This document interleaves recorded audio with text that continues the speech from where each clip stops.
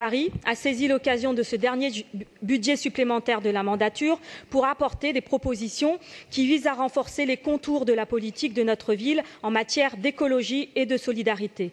Ces inscriptions supplémentaires vont pour une grande partie permettre d'assurer des missions qui sont pour nous essentielles au niveau de la politique que nous mettons en place.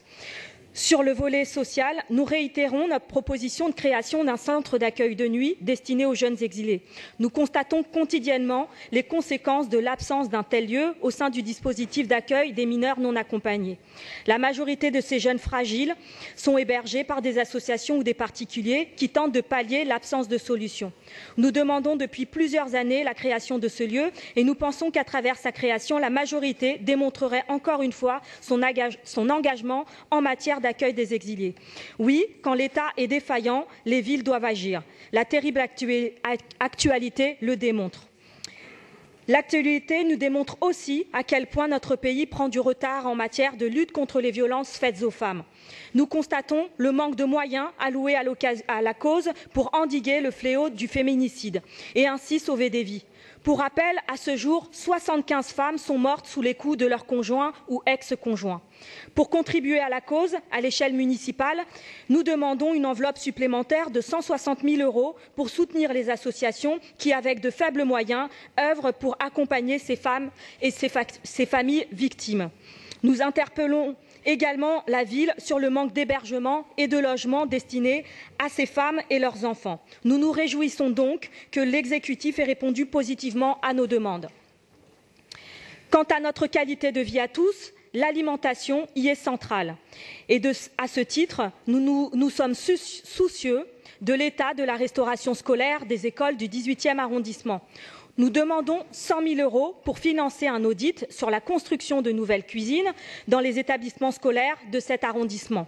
À travers cet amendement, nous souhaitons opérer un changement du modèle de restauration des établissements scolaires du 18e afin de contribuer à l'amélioration de la qualité de l'assiette servie dans ces écoles.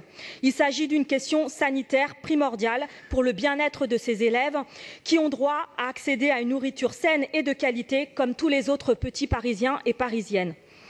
Les Parisiens de tous les âges méritent aussi une ville qui ne croule pas sous les déchets. La prévention des déchets à Paris se concrétise dans la stratégie zéro déchet adoptée en juin 2014 qui vise à considérer les déchets comme des ressources. À ce titre, nous devons favoriser les méthodes de réemploi des produits. Or, l'opinion publique se prononce en faveur du retour à la consigne. Et nous pensons qu'avec des moyens adéquats et une réelle volonté politique, Paris pourrait être moteur du développement de cette filière de réemploi. C'est la raison pour laquelle nous demandons le financement d'un plan d'action pour le développement de la consigne à Paris. Encore une fois, nous nous réjouissons de la réponse positive à cette demande. Pour finir, nous allons, à travers ce budget supplémentaire, incluant une dépense de 50 millions €, confirmer notre volonté d'élargir notre politique de gratuité des transports en direction des jeunes Parisiens, dont les personnes en situation de handicap de moins de 20 ans.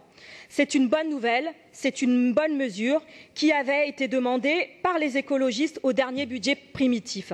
Nous avons perdu plusieurs mois, c'est dommage, mais il s'agit là d'une politique sociale juste et solidaire qui va permettre d'améliorer le quotidien de nombreux Parisiens. Je vous remercie. Merci.